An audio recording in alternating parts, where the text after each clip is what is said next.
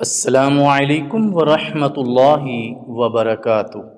اللہ تعالیٰ کی وحدانیت پر ایمان لانا اسلام کی بنیاد اور تمام نیکیوں کی جڑ ہے۔ اسی کو توحید کہتے ہیں۔ اللہ تعالیٰ جل شانہ کا فرمان ہے، اعوذ باللہ السمیع العلیم من الشیطان الرجیم، قل هو اللہ احد اللہ الصمد لم یلد ولم یولد ولم یکن لہ کفوا احد۔ کہہ دیجئے وہ اللہ ایک ہے، اللہ تعالیٰ بے نیاز ہے، یعنی کسی کا محتاج نہیں، نہ اس نے کسی کو جنا اور نہ وہ کسی سے جنا گیا، اور نہ ہی کوئی اس کا ہمسر ہے۔